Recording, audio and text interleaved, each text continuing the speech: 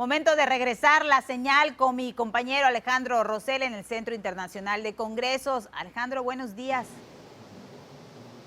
Hola Fátima, ¿cómo estás? Muy buenos días, me da mucho gusto saludarte. Efectivamente estamos aquí en el Centro Internacional de Congresos, aquí en el corazón de la ciudad de Mérida, participando un día más en el Smart City Expo LATAM Congress 2021, con temas muy interesantes hacia las ciudades inteligentes, hacia el urbanismo, la tecnología, el medio ambiente, la gestión de las propias ciudades y lo que tiene que ser las ciudades del futuro, hablando ya de muchos cambios que debemos de realizar en todas las ciudades de Latinoamérica. Y fíjate que ayer hubo una conferencia muy interesante y me acompaña quien se hizo cargo de ella, es el arquitecto Nicolás Pinzón. Él es socio de L35, se encarga de las oficinas de Estados Unidos, de Latinoamérica, y tiene cosas muy interesantes de la recuperación de las ciudades en muchos sentidos. Nicolás, buenos días, ¿cómo estás? Qué gusto saludarte y gracias por estar con nosotros. Buenos días, Alejandro, ¿cómo estás?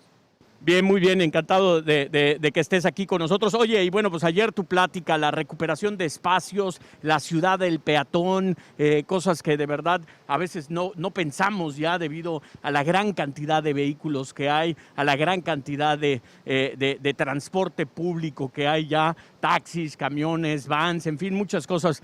¿Cuál es el planteamiento que tú hiciste ayer? Básicamente el planteamiento es que tenemos que recuperar el espacio público de la ciudad. Las ciudades con el tiempo se han ido, sobre todo las latinoamericanas, digamos que en Europa está un poco más, ya se ha pasado por este proceso, pero en las ciudades latinoamericanas el espacio está casi que cedido a los vehículos por un tema de necesidad, porque las distancias son más largas, está más sectorizada la ciudad. Entonces nuestro planteamiento es que si volvemos a los conceptos de la ciudad tradicional, donde los usos estaban mezclados, los recorridos serán más cortos y por lo tanto todo ese espacio se puede reorganizar para recuperarlo en pro del peatón, del ciudadano. Básicamente es eso. Y esto nos va a ayudar a ir a ciudades mucho más sostenibles, ciudades más eficientes y ciudades donde realmente la calidad de vida de la gente se la otorgue la misma ciudad. Ayer el gobernador de Yucatán lo decía en su discurso en la inauguración, hablaba de que las ciudades son de los peatones, las ciudades deben de ser pensadas en los peatones, no en los vehículos. Y bueno, parte de, creo yo, del tema del exceso de vehículos que hay en las ciudades también tiene que ver con que las ciudades de Latinoamérica principalmente tienen un deficiente servicio de transporte público, ¿no? A ver, yo creo que hay dos cosas aquí. Por un lado es la necesidad, como lo hablábamos ayer en la reunión, la necesidad de ir de un lado al otro en este momento se soluciona con el vehículo individual. Entonces, por un lado necesitamos un mejor sistema de transporte público que le dé la seguridad a la gente de poder llegar de un lado al otro, y necesitamos más medios como por ejemplo los que ya se están poniendo aquí en Mérida, de más carriles bici, que la gente pueda ir de un lado al otro sin necesidad de un vehículo. Esa es la parte que es necesidad. Hay otra parte que es propia de Latinoamérica, que es un tema cultural o de idiosincrasia, y es creemos que necesitamos constantemente un vehículo individual, y además esto también tiene que ver un poco con el estatus.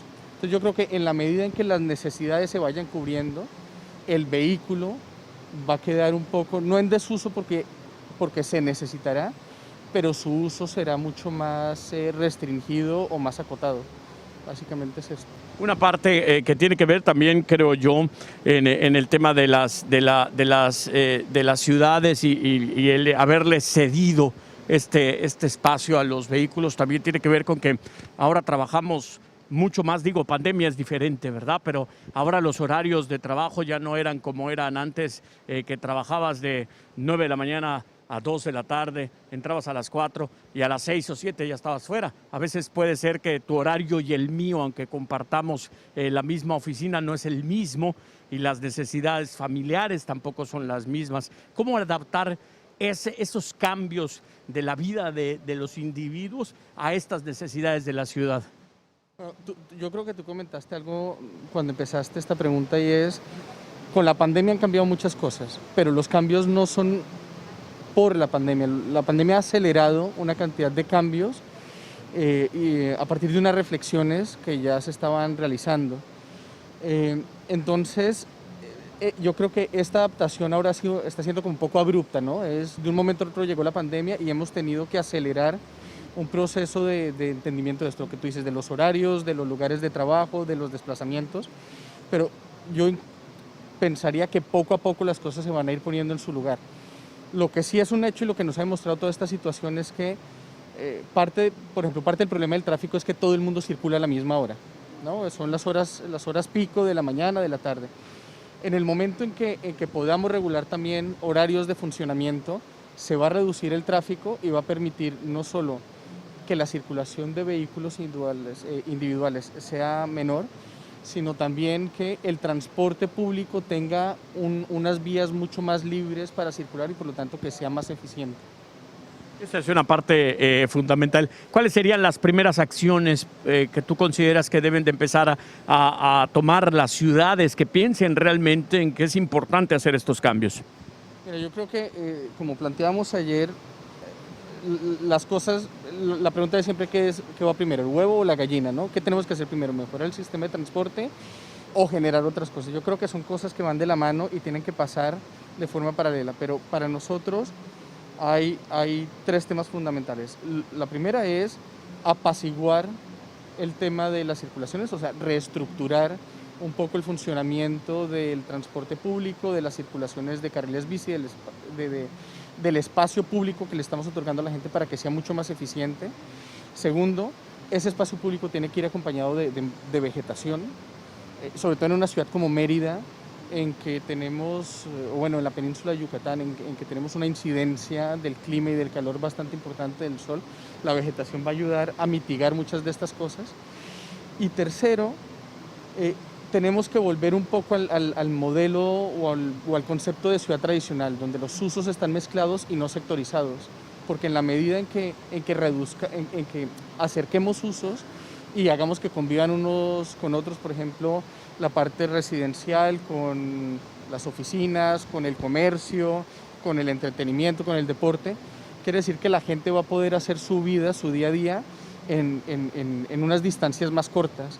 Podrán desplazarse caminando, podrán desplazarse en bicicleta, podrán desplazarse en transporte público cuando sea un poco mal. Pero son medidas de planeación y digamos como de estrategia que tienen que ir de la mano unas con otras, ¿no? Es difícil decir que una va antes que la otra, pero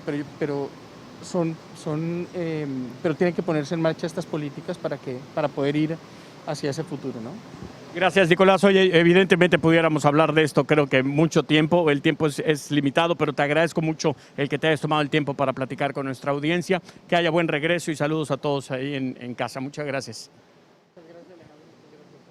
Gracias. Bueno, nosotros regresamos al estudio, Fátima, y bueno, pues con este tema muy, muy interesante que nos hace efectivamente el pensar muy bien qué es lo que debemos de hacer para ir cambiando nuestras ciudades. Regreso contigo. Así es, Alex. Muchas gracias por esta información. Hoy otro día de actividad importante. Estaremos bien pendientes de todo lo que se genere. Gracias, Alex. Excelente día. Igualmente, que te pasen buen día. Hasta luego.